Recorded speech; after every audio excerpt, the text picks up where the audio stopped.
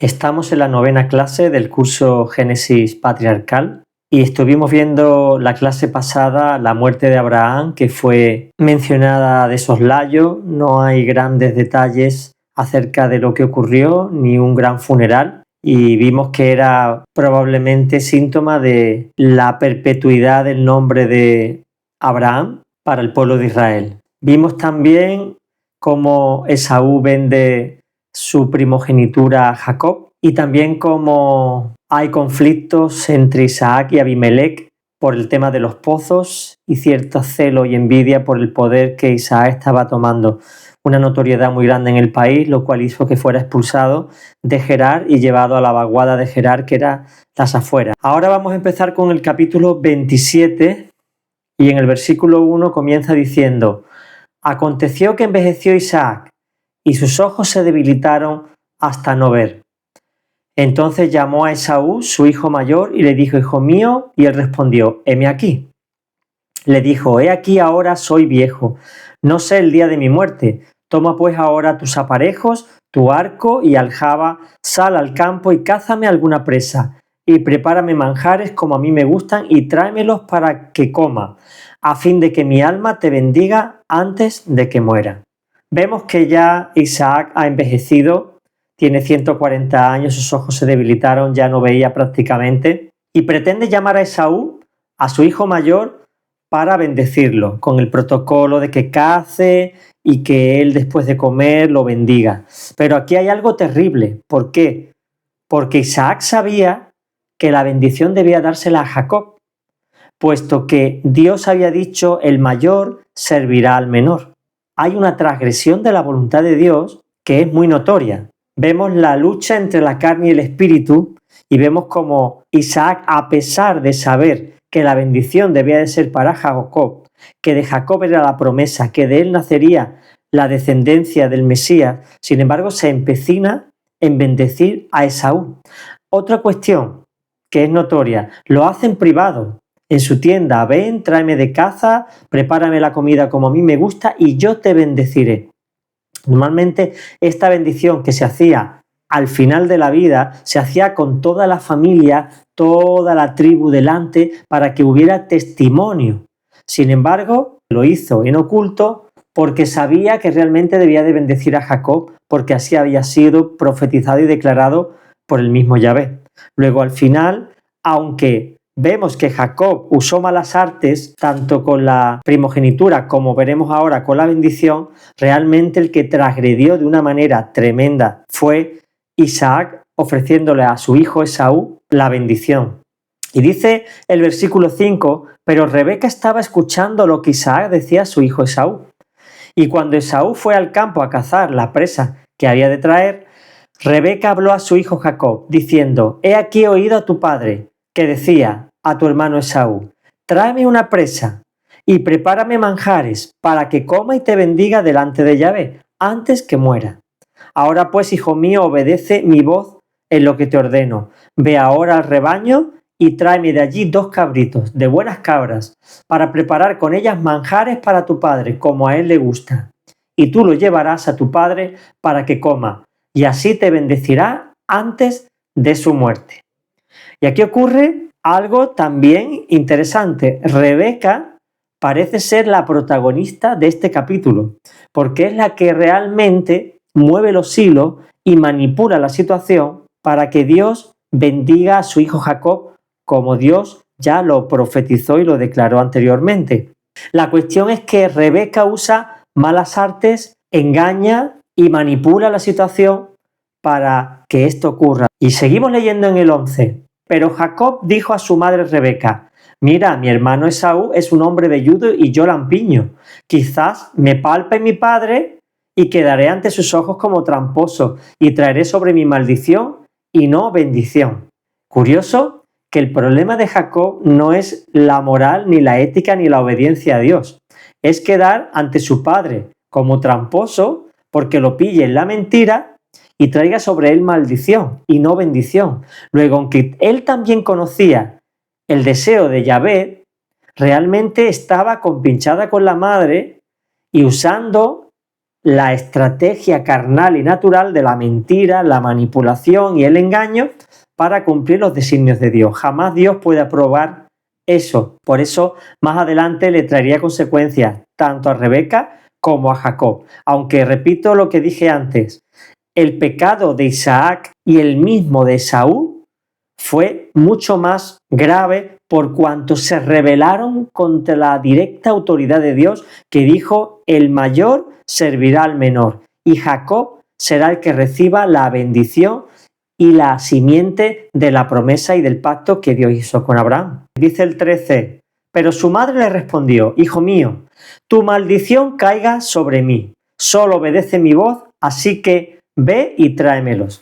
Rebeca estaba convencida de que la voluntad de Dios era bendecir a Jacob, pero se arriesgaba a que su hijo fuera maldecido y que esa maldición cayera sobre ella. ¿Por qué? Porque si Isaac se enteraba de la confabulación de ambos para que la bendición cayera sobre Jacob, ambos podrían ser expulsados.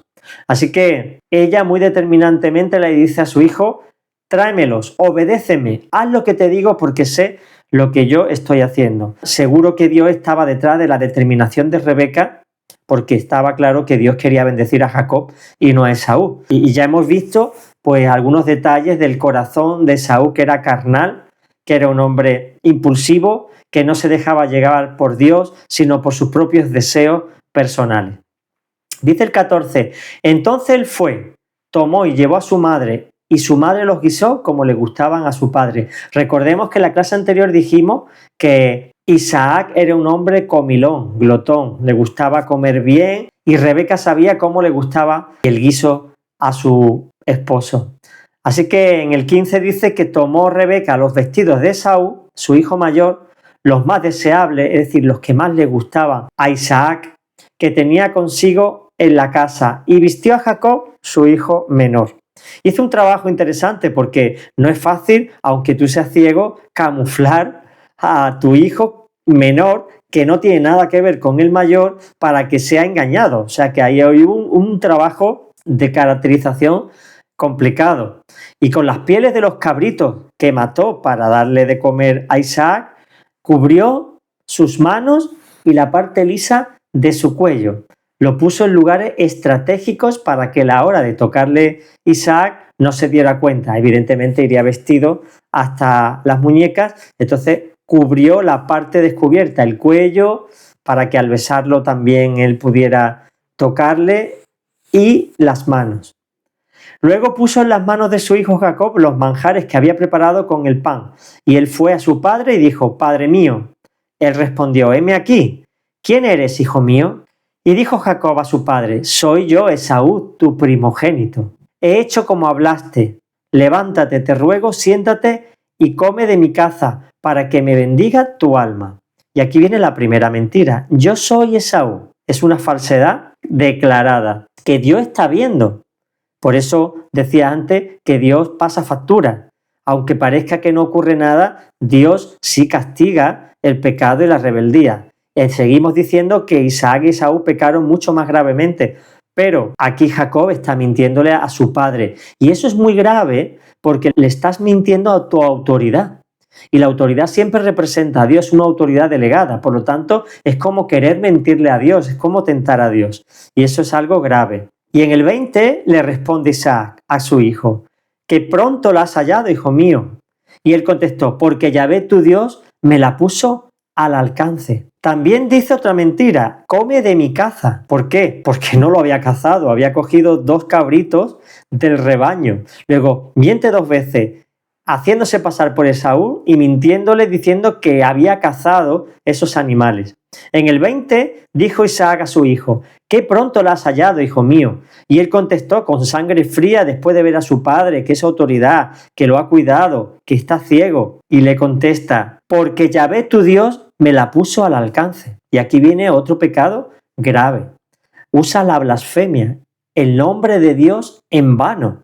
No solamente miente 2 veces, sino que además pone a Dios como testigo de que Dios le había bendecido poniéndole esos animales en el camino para que él pudiera cazar a tiempo. Así que vemos que Jacob no tenía escrúpulos ninguno ni él ni su madre Rebeca, para conseguir a toda costa la bendición de Dios.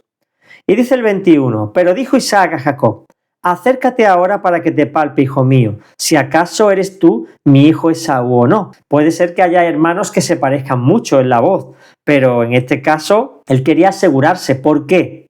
Porque había algo en juego. Era la promesa que Dios le dio a Abraham. Tenía que continuar a través de esta generación. Y esa promesa era tan vital porque estaba en juego el nacimiento del Mesías, que un día redimiría toda la humanidad, o por lo menos aquellos que lo reconozcan como su Señor y Salvador y se arrepientan de su falta y lo reciban en su corazón. Así que él tenía que asegurarse.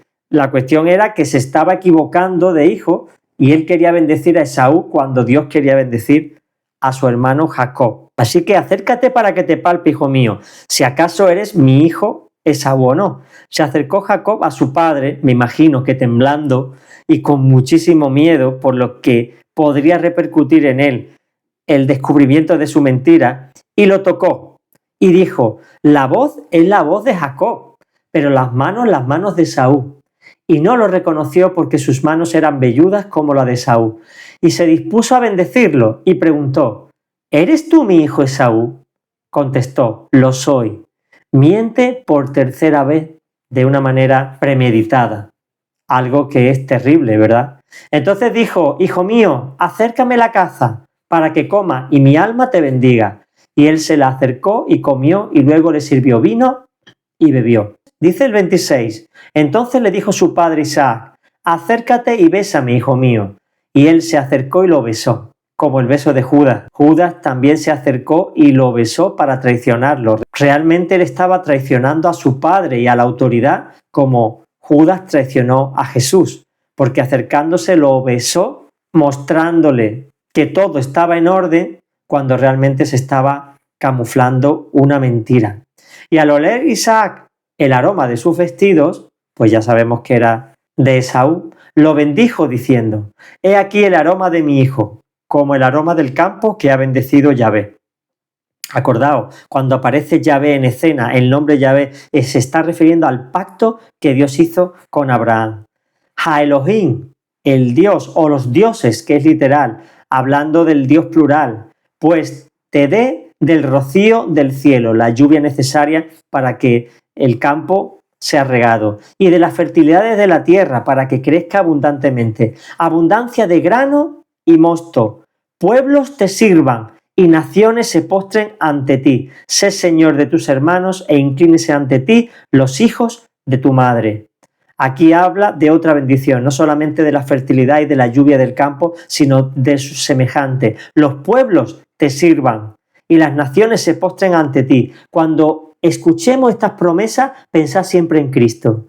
Es Jesús el que está en la cúspide de estas promesas. Realmente cuando Dios hace este pacto, cuando Dios promete, está haciendo una promesa sobre su Hijo, porque toda lengua confesará que Jesús es el Señor, toda rodilla se doblará ante Él, todas las naciones en el reino milenario irán a presentarle sus bendiciones y la nación que no lo haga recibirá maldición y sequía en su tierra. Así que esta promesa en primera instancia es para Jacob, pero en última instancia es para Cristo y también para nosotros. ¿Sabes por qué? Porque nosotros somos la esposa de Cristo, coherederas con Él, juzgaremos con Él y reinaremos con Él. Bendito sea el nombre del Señor, que no es por nuestros méritos, sino es por su gracia preciosa que el Señor nos ha concedido ese don, ese privilegio de estar con nuestro Señor Jesucristo, nuestro amado Creador.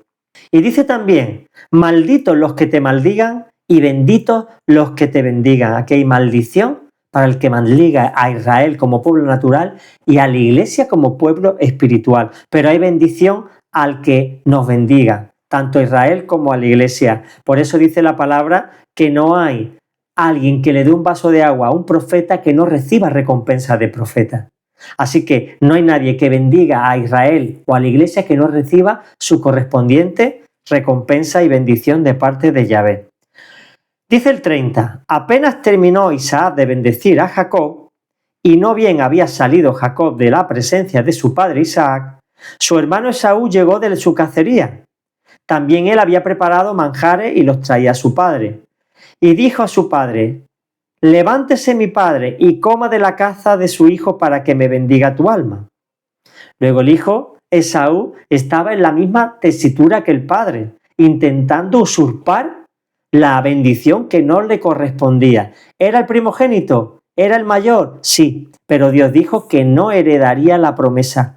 Así que él también estaba siendo cómplice con su padre para recibir esta bendición. Y su padre Isaac le dijo: ¿quién eres? Claro, estaría confuso. Y él respondió: soy tu hijo, tu primogénito Esaú. Dice el 33, entonces estremeció Isaac con gran estremecimiento. O sea, fue algo que penetró en lo más profundo de su ser. ¿A quién he bendecido? He olido tu ropa, he tocado tus manos velludas, aunque estaba confuso con la voz de Jacob, pero me he confirmado de que eras tú y te he bendecido.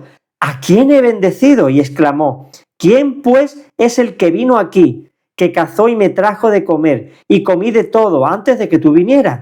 Yo lo bendije y será bendito. ¿Por qué? Porque él bendijo no en su nombre, sino en el nombre de Yahvé. Porque era Yahvé el que realmente estaba pronunciando esa bendición a través de la figura de Isaac. Era Dios el que había declarado bendición sobre Jacob, sobre su tierra, sobre su prójimo y sobre los que le bendijeran o maldijeran. La voluntad de Dios se había determinado, no había más que hacer, porque no es Isaac el que bendice, es Yahvé el que bendice a través de Isaac. Por lo tanto, dice el 34, cuando Esaú oyó las palabras de su padre, dio un grito atroz, lleno de amargura, y pidió a su padre: bendíceme también a mí, padre mío. Hay que entender que aquí está actuando Esaú de una manera infantil. Él quería una bendición que Dios se le había negado. Él quería lo que Dios no quería darle. Él quería, por egoísmo, por orgullo, ser el digno representante de su padre Isaac, de su abuelo Abraham, para seguir continuando con la línea genealógica que llevaría hasta el Mesías. Él quería eso, pero Dios no lo designó. Y este es el problema de algunos cristianos, que carnalmente quieren usurpar la posición de otros porque anhelan el glamour de la autoridad. Pero Dios llama a cada uno en un lugar, con un ministerio y con un propósito. Uno debe tener contentamiento con el llamado de Dios y debe estar agradecido porque es inmerecido y no anhelar otros ministerios que no nos corresponden. Así que en el 35 sigue hablando Isaac. Vino tu hermano con sutileza y tomó tu bendición. Y respondió Esaú: bien llamaron su nombre Jacob, o sea, suplantador, pues ya me ha suplantado 2 veces. Se alzó con mi primogenitura y mira, ahora ha tomado mi bendición. Y añadió: ¿no te ha sobrado una bendición para mí?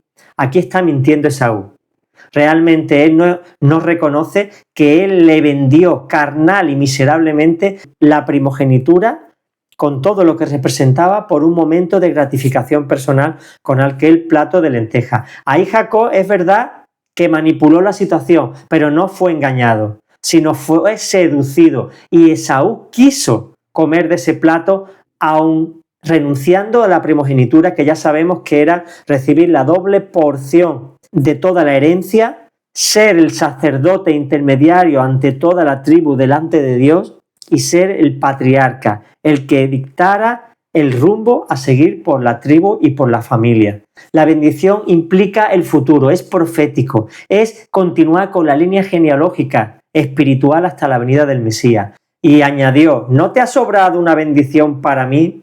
E Isaac respondió y dijo a Esaú: he aquí lo he puesto por señor tuyo, y le he dado por siervos a todos tus hermanos. De trigo y de vino lo he provisto. Entonces, ¿qué podré hacer por ti ahora, hijo mío? Como si yo fuera el portador de la bendición, como si yo fuera el origen del pacto. Yo soy nada más que un mediador. Es Dios, es Yahvé, el que ha declarado la bendición sobre Jacob. ¿Qué puedo hacer yo ahora?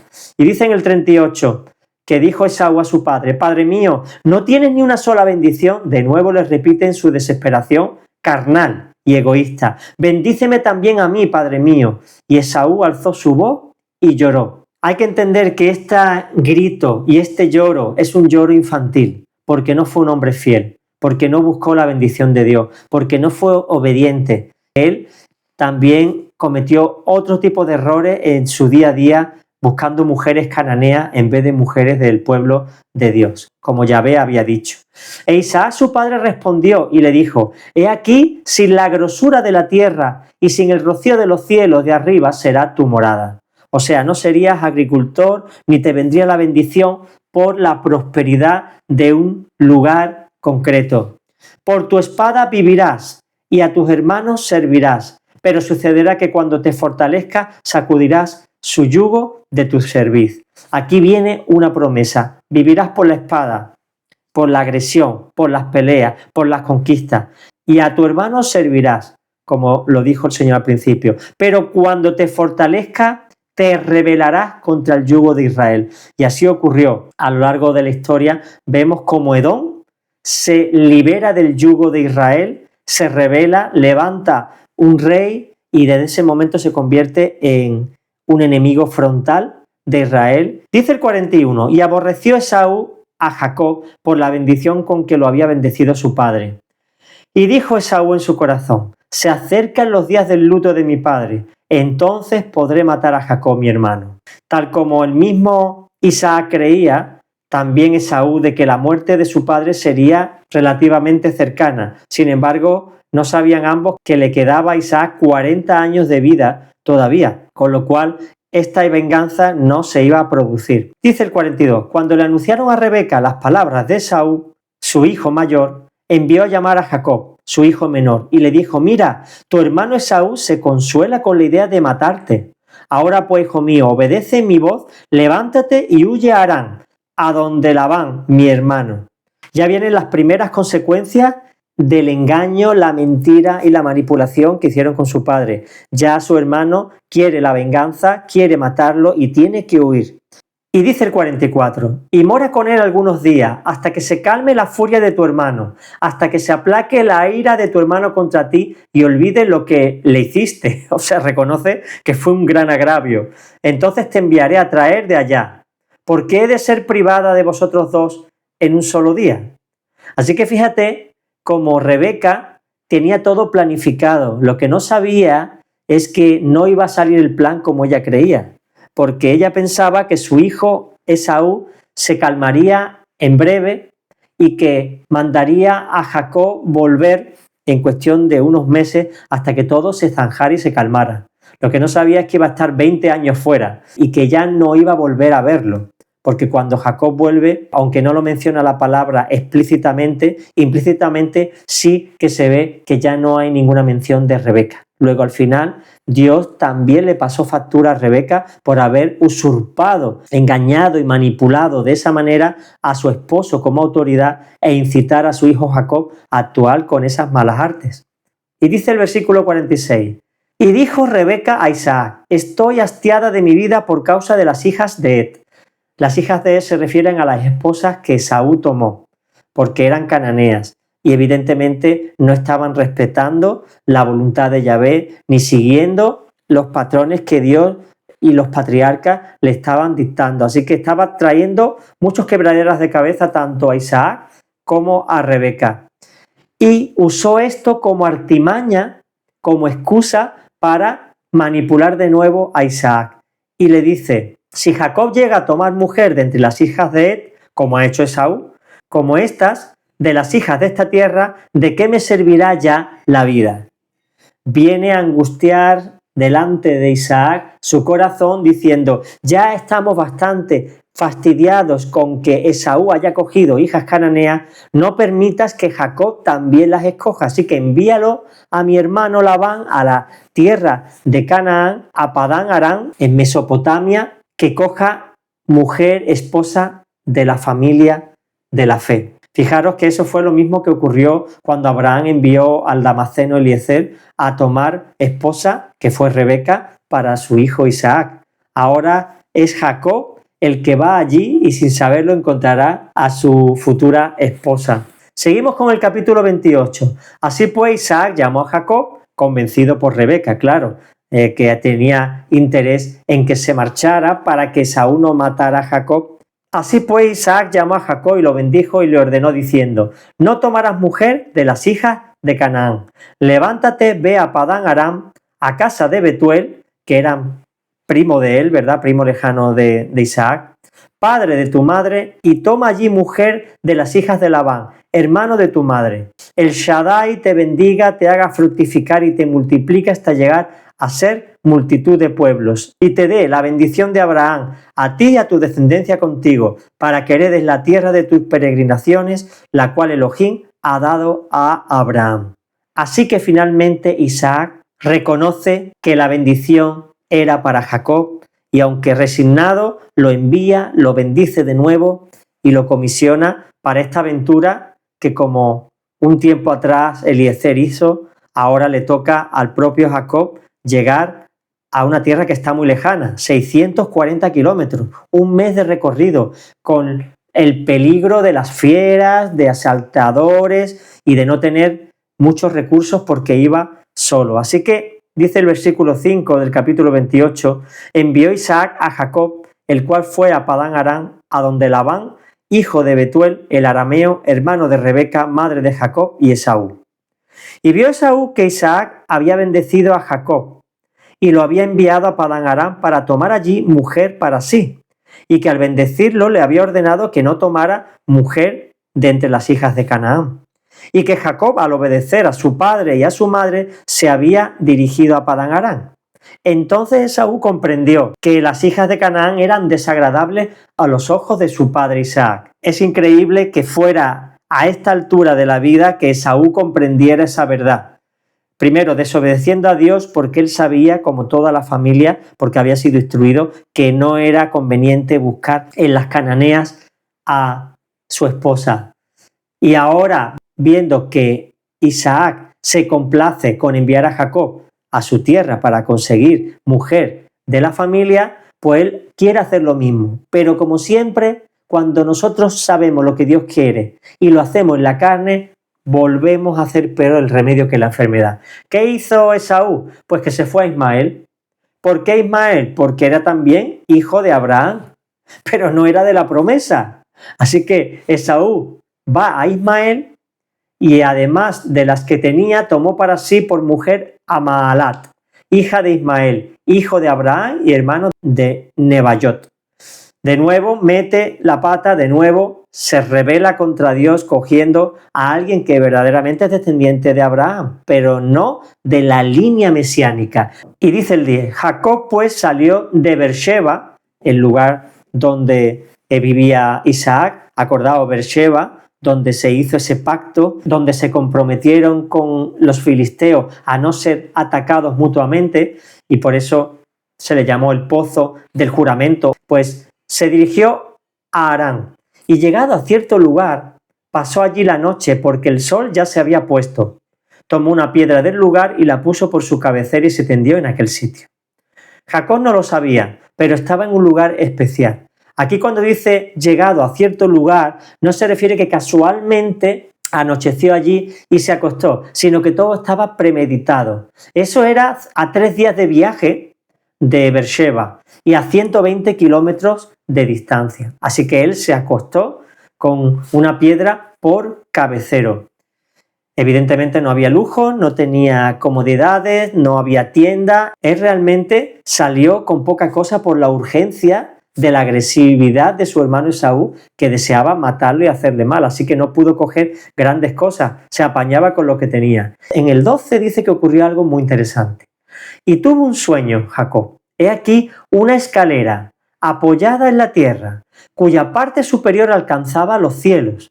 Y aquí los ángeles de Dios subían y bajaban por ella. Y aquí Yahvé estaba en pie sobre ella, evidentemente en el cielo. Y dijo, yo soy Yahvé, Dios de tu padre Abraham y Dios de Isaac. La tierra sobre la que estás tendido te la daré a ti y a tu descendencia. Y tu descendencia será como el polvo de la tierra y te extenderás hacia el mar, evidentemente el Mediterráneo, al oriente, al norte y hacia el Neguev, que es el sur. Y en ti y en tu descendencia serán benditas todas las familias de la tierra. He aquí, yo estoy contigo y te guardaré donde quiera que vayas y volveré a traerte a esta tierra, pues no te dejaré hasta que haya hecho lo que te he prometido. Increíble el sueño que tuvo Jacob en aquel lugar, no se lo esperaba. Y aquí hay cosas muy interesantes. Vamos a repasar un poquito este sueño que tuvo Jacob. Dice que vio una escalera apoyada en la tierra y que llegaba hasta el cielo. Y en el cielo estaba el mismo Yahvé y la escalera unía la tierra con el cielo.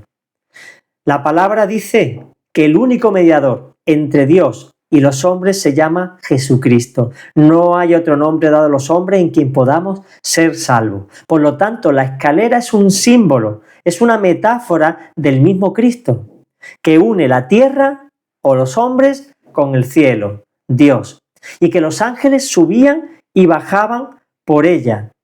Interesante que Juan en el capítulo 1:51 dice cuando Jesús se encuentra con Natanael: de cierto os digo, le dijo, veréis el cielo abierto y a los ángeles de Dios que ascienden y descienden sobre el Hijo del Hombre. Hace una referencia tremenda, semejante a la que estamos viendo en este pasaje de Génesis 28, que es Cristo, la escalera, y el contacto y la unión y el puente entre Dios y los hombres. Y vuelve de nuevo a declarar la promesa que le había dado su padre Isaac, que a su vez se le había dado a Abraham y que a su vez se le había dado Yahvé. Sobre la tierra en la que estás tendido, te la daré a ti y a tu descendencia. Y tu descendencia será como el polvo de la tierra. Así que serán benditas en él todas las familias de la tierra por Jesucristo, nuestro Señor. Y la promesa del versículo 15 es que él estará con él, que Dios lo acompañará en todo lugar, donde quiera que vaya, porque se ha propuesto, igual que lo envió a Padán Aram, a la tierra de Mesopotamia, a la casa de Labán, se comprometió a traerlo. Hasta que no lo trajera, no iba Dios a descansar, porque era la promesa de volver a traer ese pueblo a Canaán, porque esa tierra le correspondía a él. Dice el 16 que despertó Jacob de su sueño y dijo: ciertamente Yahvé está en este lugar y yo no lo sabía. Qué revelación, qué descubrimiento, saber que Dios está contigo y tú lo ignoras. Y hay veces que como cristianos olvidamos que el Señor, que Yahvé, a través de su espíritu, de su ruaj, como se dice en hebreo, está habitando en nuestro corazón. Y nosotros somos casa de Dios, lugar de Dios. Y a veces vivimos como si Dios no estuviera. Seamos conscientes de la presencia de Dios, porque nosotros sí sabemos que Jesucristo vive dentro de nosotros. Si alguno obedece al Padre, mi Padre le amará, y vendremos a él, y haremos morada en él. ¿Acaso ignoráis, dice 1 Corintios, que sois templo del Espíritu Santo, y que Dios mora en vosotros y que no sois vuestros? Hay un montón de referencias hablando de que somos propiedad de Cristo y que nosotros somos casa de Dios. Y dice el 17, y aterrorizado añadió: cuán terrible es este lugar. Esto no es sino casa de Dios y puerta de los cielos. Realmente, la palabra terrible no describe bien esta frase. Sería mejor traducir cuán impresionante es este lugar. No es sino casa de Dios y puerta de los cielos. Tuvo la misma sensación que cuando Pedro, Santiago y Juan estaban en un monte muy alto y Cristo se transfiguró delante de ellos y apareció Moisés y Elías. Así que en el 18 dice que Jacob madrugó por la mañana y tomando la piedra que había puesto por su cabecera, la erigió como una estela, como un altar, y derramó aceite sobre su cúspide, como consagrando ese lugar como lugar de adoración a Dios. Ya sabéis que el aceite representa al Espíritu Santo, la unción, porque igual que el aceite se derrama y cubre toda la superficie, el Espíritu Santo cuando llega una persona la cubre por completo. Y llamó el nombre de aquel lugar Betel, que significa casa de Dios. Bet, casa, el Elohim, casa de Elohim, casa de Dios. Es un sitio muy interesante. 1000 años después, cuando por el pecado de Salomón se rebelan Israel y las 10 tribus se van al norte y al sur se queda Judá y Efraín, se levanta un rey, Jeroboam, que se rebeló contra Judá e hizo 2 becerros de oro para que el pueblo no tuviera que bajar a Jerusalén a adorar a Dios. Fue en ese lugar donde se hizo esa dramática y terrible decisión de romper todo vínculo con el pueblo y con la adoración en el templo que Dios había constituido para tal uso. Y aquí en el versículo 19 dice que al principio el nombre de la ciudad era Luz, pero después llegó a ser Betel, casa de Dios. Dice el versículo 20, y Jacob hizo un voto solemne, diciendo, si Elohim estuviera conmigo y me protegiera en este camino que ando, y me diera pan para comer y vestido para vestir, y volviera en paz a casa de mi padre, Yahvé llegará a ser mi Dios. Entonces esta piedra que he puesto como estela será casa de Dios, y de todo lo que me des de seguro apartaré el diezmo para ti. Parece que estas palabras son una condición a Dios. Si Elohim estuviera conmigo y me protegiera y me diera y me proveyera, realmente no es la intención ni la actitud de Jacob.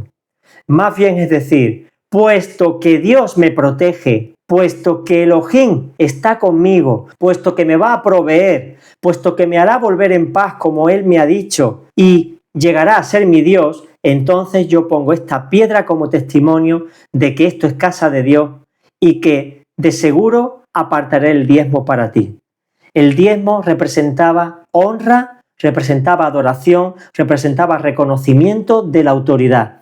Y por lo tanto, ese gesto de dar el diezmo, que hoy tantos dudan y cuestionan, es un símbolo innegable de el deseo de servir a Dios, de consagrarse a Dios y de entregarle las primicias de lo mejor que tenemos para nuestro Señor. Y aquí acabamos y la clase que viene continuaremos con la llegada de Jacob a Padán Aram en la casa de Labán. Amén.